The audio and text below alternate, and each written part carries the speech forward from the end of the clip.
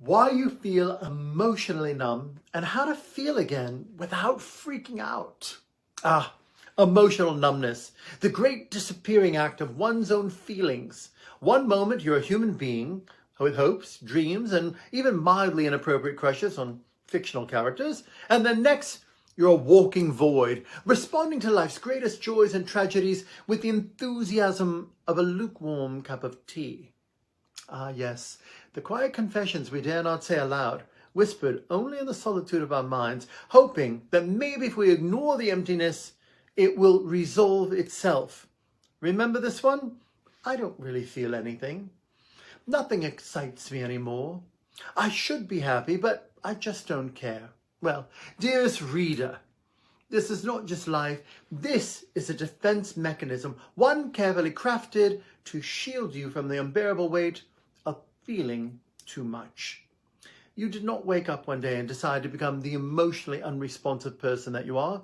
Your nervous system made that decision for you. Well, welcome to Snark and Sanity, where wit meets wisdom and nonsense meets its reckoning. I'm Dylan Moore, author, cognitive behavior specialist, and dedicated advocate for emotional healing on a global scale. Your trusted guide through the absurd social expectations that keep people in a labyrinth of self-imposed chaos. In today's discourse, let's dismantle the limiting beliefs and expose the attempts of small-minded individuals who insist on gaslighting others into self-doubt. And let's call out the ludicrous psychological gymnastics that keep people trapped in niceties at their own expense. Because here's the truth. Emotional numbness isn't peace. It is a form of self-abandonment.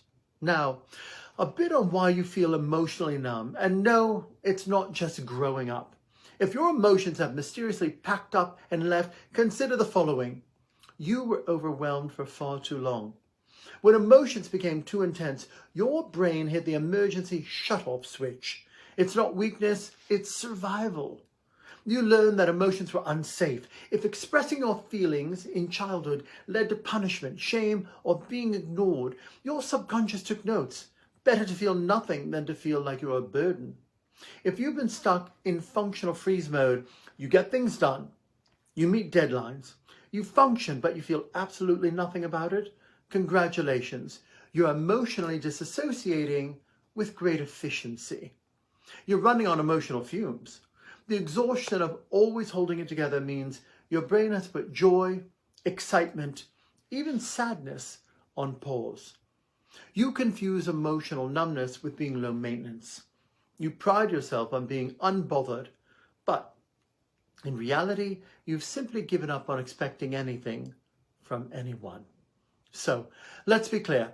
Emotional numbness isn't peace. It's a coping strategy your brain has deployed when it decided that feeling became too dangerous. But survival mode is not where we thrive.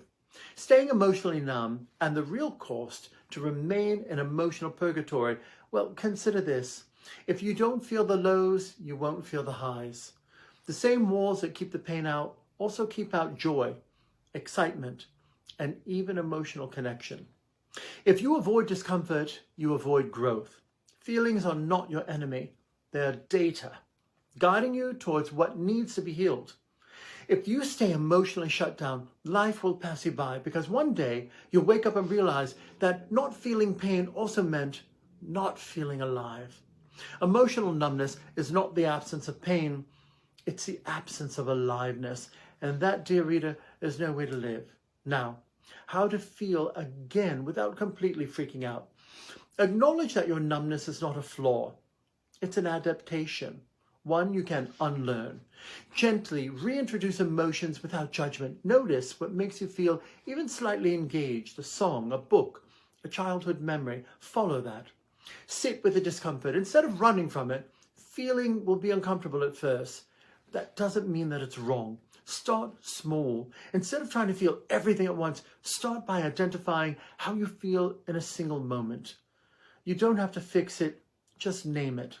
Seek experiences that invite emotion, art, movement, deep conversations, anything that reminds you that you are, in fact, still human. And now, a most startling revelation.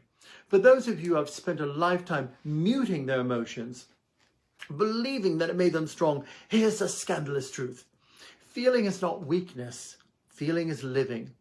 We're not putting this earth to simply function, to pay bills, to meet expectations, to numb ourselves, just to get through the day. We're meant to experience, to feel, to be moved by our existence. So, tell me, what's the one thing that makes you feel alive? Drop a like in the comment below, and let's normalize emotional awakening as a true mark of resilience. Together we rise, together we thrive. Let's rise fierce in a new life of personal power and freedom.